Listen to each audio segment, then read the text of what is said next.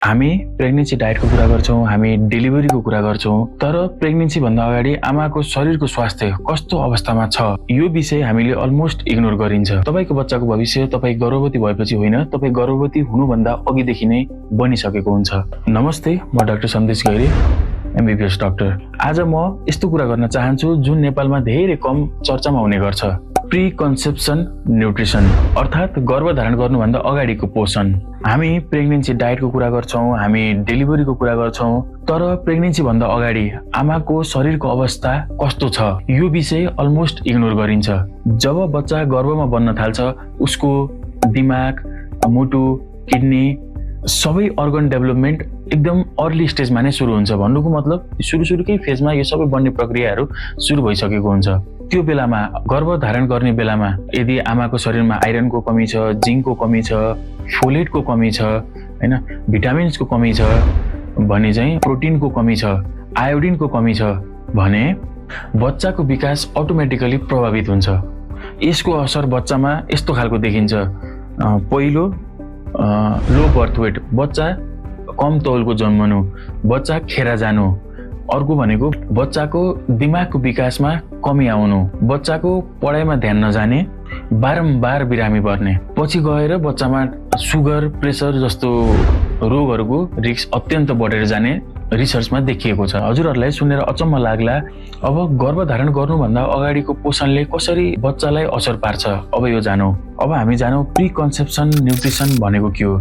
यो भनेको गर्भधारण गर्नुभन्दा अगाडि नै आमाको स्वास्थ्य अवस्था र आमाको खानपान। तपाईँलाई अचम्म लाग्ला, आमाको मात्र नभएर जुन पुरुष पार्टनर हुनुहुन्छ उहाँको स्वास्थ्यले गर्दाखेरि पनि भविष्यमा गर्भधारण भइसकेपछि आउने जुन बच्चामा समस्या देखिन सक्छ है। हामीले चाहिँ विशेष गरेर के कुरामा ध्यान दियौँ भने बच्चामा हुन सक्ने मैले भनेका कुराहरू जस्तै अब तौल कम हुने जस्ता बच्चा खेर जाने जस्ता कुराहरूमा कमी ल्याउनको लागि हामीले के कुरामा ध्यान दिन सकिन्छ। यो भनेको चाहिँ हजुरले गर्भधारण गर्नुभन्दा अगाडिका कुरा हुन् है। यसका लागि जति महत्त्व महिलाको स्वास्थ्यको हुन्छ त्यति नै महत्त्व पुरुष पार्टनरको पनि हुने गर्छ है।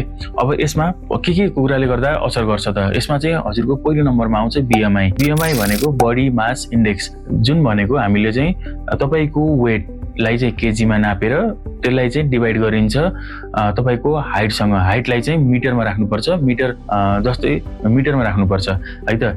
जस्तै अब उदाहरणको लागि तपाईँको वेट 70 किलो छ अनि तपाईँको हाइट चाहिँ 1.6 मिटर छ भने चाहिँ 70 डिभाइडेड बाई 1.65 इन्टु 1.65 गर्नुपर्ने हुन्छ। त्यो गर्दाखेरि जति आउँछ त्यो तपाईँको बीएमआई हुन जान्छ। यदि बीएमआई कुनै पनि महिलाको बीएमआई 20 भन्दा कम छ भने त्यसले गर्दा एन ओभुलेसन जस्ता समस्याहरू आउँछन्। त्यो भनेको चाहिँ तपाईँको जुन अण्डकोष हुन्छ त्यहाँबाट चाहिँ अन्डा भनौँ न, अन्डा ननिस्किनु, त्यस्ता समस्या आइसकेपछि उहाँ महिलाहरूले चाहिँ बच्चा पाउन सक्नुहुन्न, बच्चा पाउन गाह्रो हुन्छ है। एउटा चाहिँ त्यो भयो। अर्को कारण मोटोपनले गर्दा, मोटो हामीले ओबेसिटी भन्छौँ। WHO को वर्ल्ड हेल्थ अर्गनाइजेसनले दिएको डाटा अनुसार एसियाको जनसङ्ख्यामा, एसिया हाम्रो नेपाल एसियाकै अन्तर्गतमा पर्छ, एसियाको जनसङ्ख्यामा हाम्रो नेपाल एसिया अन्तर्गतमा पर्छ।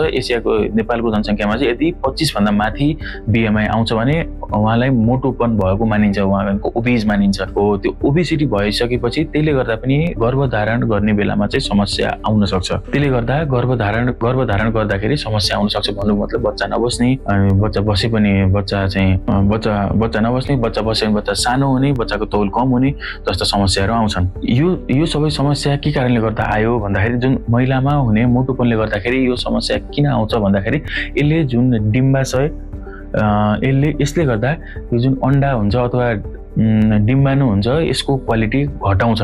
त्यसले गर्दाखेरि पछि हुने बच्चाहरूमा समस्या आउन सक्छ। दोस्रो कुरो, यदि पुरुष पनि ओबिज हुनुहुन्छ भने, कुनै मेल पार्टनर पनि ओबिज हुनुहुन्छ भने उहाँको स्पर्मको क्वालिटीमा कमी आउँछ। अन्डा र स्पर्म जब एकै ठाउँमा आउँछ दुईटाको मिश्रण भइसकेपछि बिस्तारै बच्चा बन्दै जाने हो है त।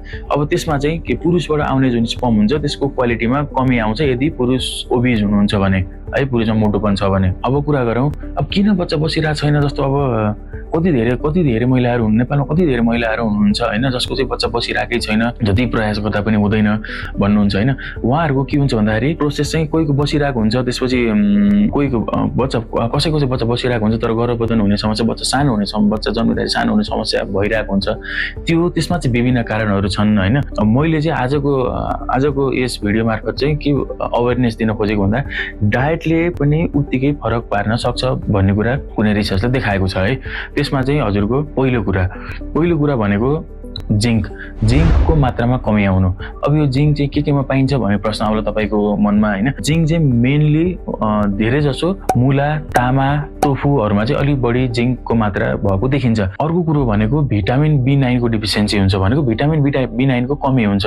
भिटामिन B9 लाई हामीले फोलिक एसिड भन्छौँ। फोलिक एसिडको कमीले गर्दा बच्चाको न्युरल ट्युब डिफेक्ट भएको देखिन्छ। त्यही भएर हजुरहरु प्रेग्नेन्सी हुनुभन्दा अगाडिदेखि नै कतिपय डाक्टरहरूले चाहिँ कतिपय डाक्टरहरूले चाहिँ फोलिक एसिड चलाउनु भयो, फोलिक एसिड दिइरहनु भएको हुन्छ। त्यो याद छ होला हजुरहरुलाई कतिलाई है। यसमा चाहिँ किन भन्दाखेरि यसले चाहिँ न्युरल ट्युब डिफेक्ट हुनुबाट बचाउँछ भनेको यो हाम्रो ढाडको पछाडिको यो हाम्रो स्पाइनल कर्ड भन्ने हुन्छ। त्यसमा चाहिँ पछाडि हाम्रो यो घाँटीको यतापट्टि यो पछाडिको भागमा हुन्छ। यहाँ चाहिँ न्युरल ट्युब विकासको क्रममा चाहिँ न्युरल ट्युब विकास हुनुपर्ने हुन्छ। त्यसमा डिफेक्ट भइदिन्छ है। त्यसले गर्दाखेरि हामीले भिडियोमा देखाएको जस्तो फोटोहरू बच्चाहरू जन्मिन चान्स धेरै हुन्छ। नेपालमा धेरै जना बच्चाहरू चाहिँ यसरी जन्मिनु भएको हुन्छ। कोही चाहिँ पहाडतिरबाट आउनुहुन्छ हैन, पहाडबाट आउनुहुन्छ सिधै डेलिभरी गर्न भनेर आउनुहुन्छ हैन। उहाँहरूले चाहिँ कहिले पनि फोलिक एसिड खानु भएको हुँदैन अनि भिडियो एक्सरेहरू केही गराएको हुँदैन, भिडियो एक्सरे अथवा कुनै पनि जाँचहरू गराएको हुँदैन। अनि त्यसपछि बच्चा निस्किँदाखेरि बच्चामा चाहिँ ढाडमा यसो ठुल्ठुलो डल्लोहरू भएर यहाँ डल्लो यतापट्टि पछाडिपट्टि डल्लो भएर बच्चाहरू जन्मेको धेरै देखिएको छ है। यो चाहिँ फोलिक एसिडको डिफिसियन्सी भयो। अब यो हुन्छ भने चाहिँ हामीले डायटमा पनि त खान सकिन्छ यसलाई हैन। अब यो डायटमा कमी नल्याउनको लागि हामीले केमा फोलिक एसिड पाइन्छ भन्ने कुरा जान्न जरुरी छ। अब यसमा विशेष गरी हरियो साग जस्तै पालुङ्गो साग, रायो साग, तोरीको साग, अर्को भनेको हामीले बिन्स भन्छौँ जस्तै बिन्समा चाहिँ सिमी, राजमा, बोडी, यो कुराहरू चाहिँ अहिले खानेकुरामा इन्क्लुड गर्नु पर्यो। दालमा मसुरो दाल, मुग दाल, चना दाल र रहर दाल। अनि अर्को कुरा चाहिँ सिट्रस फ्रुट्स भन्छौँ। त्यसमा चाहिँ हाम्रो सुन्तला, जुनार, कागती जस्ता खानेकुराहरू पनि हजुरले आफ्नो जुन खानेकुराहरू खाँदै हुनुहुन्छ त्यसमा चाहिँ सामेल गर्नु पर्यो है। अर्को कुरा पहिलो भयो जिङ्कको कुरा गरेँ मैले हैन। जिङ्क केमा पाउँछ भन्ने कुरा जानिसक्नु भयो। दोस्रो कुरा भयो फोलिक एसिड भन्ने कुरा गरेँ जुन भनेको हाम्रो भिटामिन B9 हो। तेस्रो कुरा चाहिँ आइरनको कमीले बच्चा जन्मिँदाखेरि बच्चाको तौल घट्छ। त्यसैले गर्दा आइरन चाहिँ खानुपर्ने हुन्छ। आइरन चाहिँ खानेकुरामा हजुरहरूले चाहिँ कुन खानेकुराहरूमा केमा आइरन पाइन्छ भन्ने प्रश्न तपाईको दिमागमा आइरह्यो होला हैन। यसमा चाहिँ दुईटा खालको आइरन हुन्छ, नन हिम आइरन र हिम आइरन भन्ने हुन्छ हैन। नन हिम आइरन चाहिँ हामीले शरीरले सोच्न चाहिँ अलि अप्ठ्यारो मान्छ हैन। हिम आइरन चाहिँ शरीरले सजिलो सोच्छ। नन हिम आइरन चाहिँ हामीले चाहिँ जस्तो रुख बिरुवाहरूबाट पाइन्छ। विशेष गरी सिस्नुको साग र पालुङ्गो सागमा चाहिँ प्रशस्त आइरन पाएको देखिन्छ है। यो चाहिँ नन हिम आइरन हो जुन चाहिँ सोच्न चाहिँ अलि समय लाग्न सक्छ, धेरै मात्रामा अलि कम मात्रामा सोचिन्छ है शरीरले सोच्छ। अर्को भनेको चाहिँ हिम आइरन हो। अब त्यसमा चाहिँ जनावरको सोर्स, जनावरबाट बन्ने जस्तै रातो मासु भनेको खसीको मासु, राँगाको मासु हैन। त्यस्तै गरी कलेजो, माछा, अन्डा यिनीहरूमा चाहिँ आइरनको हिम आइरन भन्ने हुन्छ जुनलाई चाहिँ शरीरले सजिलो सोच्न सक्छ। यसको मात्रा बढी हुन्छ। अब आइरन मैले मासुहरू खाछु अनि त्यसपछि सिस्नुको साग खाछु तर मेरो आइरन बढिरहेको छैन भनेर हुँदैन। किन भन्दाखेरि हजुरले त्यो सँगसँगै हजुरले चाहिँ त्यो खानुभयो अनि त्यसको तुरन्तै केही छिनपछि चाहिँ हजुरले चिया खानुभयो, कफी खानुभयो अथवा चाहिँ दुध खानुभयो। यसले चाहिँ के गर्छ भन्दाखेरि जुन आइरन जुन हजुरले खानुभयो नि त्यो शरीरले सोच्न सक्दैन। सोच्न नसकेपछि त शरीरमा आइरनको कमी हुने भयो।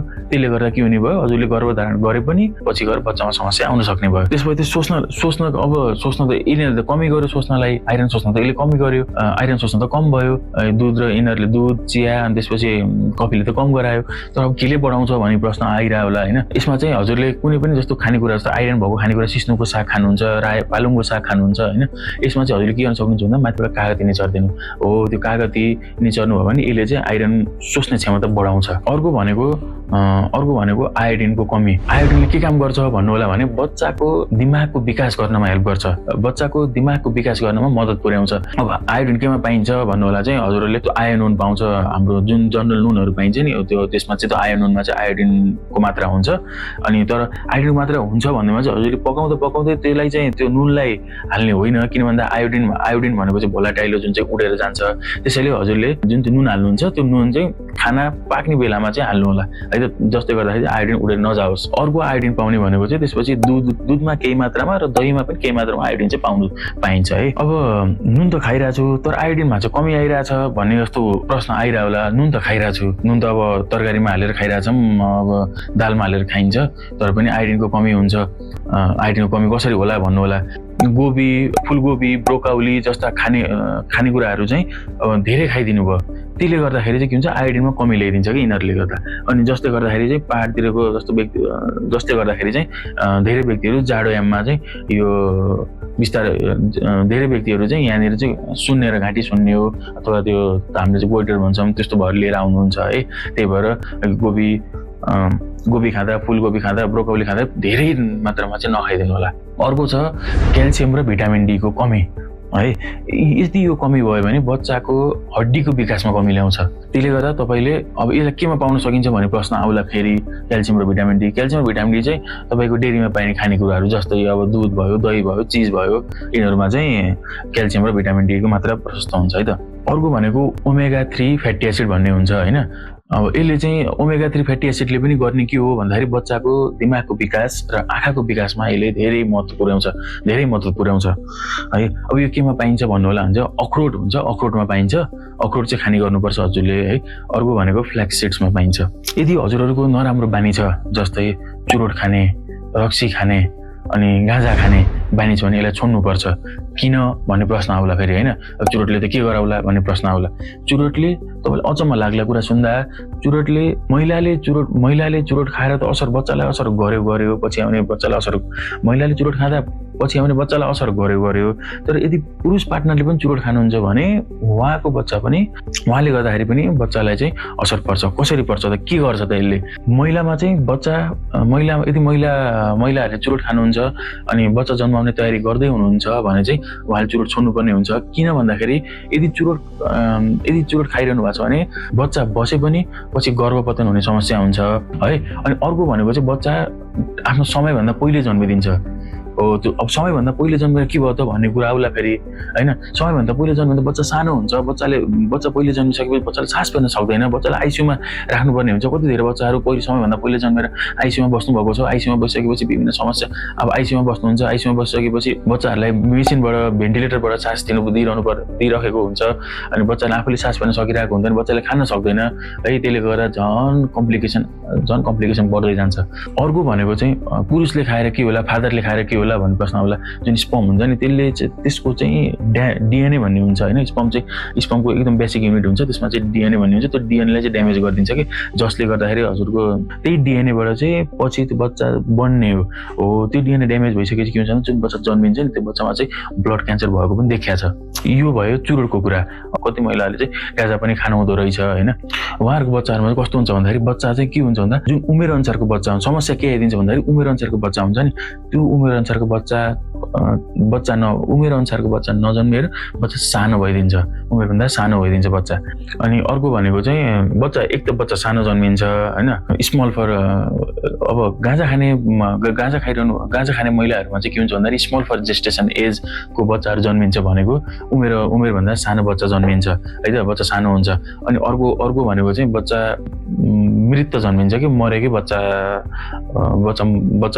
स्टिल बर्थ भन्छ। स्टिल बर्थ भनेको चाहिँ मरेको बच्चा निस्किने हो, बच्चा मर्छ है। त्यसैले गर्दाखेरि यो सबै कुराहरू जस्तै मैले के भने भन्दाखेरि चुरोट, गाँजा र रक्सी है। त्यसपछि चुरोट, गाँजा, रक्सी यिनीहरू त छोड्नै पर्यो होइन। अर्को कुरा चाहिँ अब यो कफी अनि एनर्जी ड्रिङ्कहरूमा चाहिँ एकदम कमी ल्याउनु पर्ने हुन्छ हजुरहरूले है त। यदि गर्नुभयो भने अनि अर्को कुरा अन्तिममा अर्को कुरा तपाईँ मोटो हुनुहुन्छ अनि तपाईँले अब गर्भधारण गर्न खोज्दै हुनुहुन्छ पुरुष अथवा महिलामा होइन हुनुहुन्छ भने के गर्नु भन्दाखेरि तपाईँले जति बेला एक्टिभ वेट लस गर्नुहुन्छ नि अब त्यति बेला चाहिँ अब मोटो भयो भने के कुरा अन्तिममा के कुरा भन्न चाहन्छु भन्दाखेरि यदि तपाईँ वेट लसतिर जाँदै हुनुहुन्छ भनेको आफ्नो तौल घटाउन जाँदै हुनुहुन्छ भने जुन तौल घटाउने प्रोसेस छ नि त्यति बेला चाहिँ तपाईँले गर्भधारण चाहिँ नगरिदिनु होला है त्यसले गर्दा नेगेटिभ इफेक्ट देखाएको छ होइन त्यो भइसकेपछि चाहिँ अब तपाईँले जति एम हुन्छ नि तपाईँको जस्तो वेट अनुसारको जति अब यति वेट गराउनु पर्ने हो भन्ने एम हुन्छ त्यो एम पुगिसकेपछि मात्र चाहिँ तपाईँले गर्भधारण गर्नु होला जुन तपाईँले अहिले प्रोसेसमा हुनुहुन्छ अब घट्ने प्रोसेसमा हुनुहुन्छ मोटोपनबाट घट्ने प्रोसेसमा हुन्छ त्यति बेला चाहिँ त्यसलाई भन्छ एक्टिभ वेट लसको प्रोसेसमा हुन्छ त्यति बेला चाहिँ गर्भधारण नगर्दा राम्रो है त।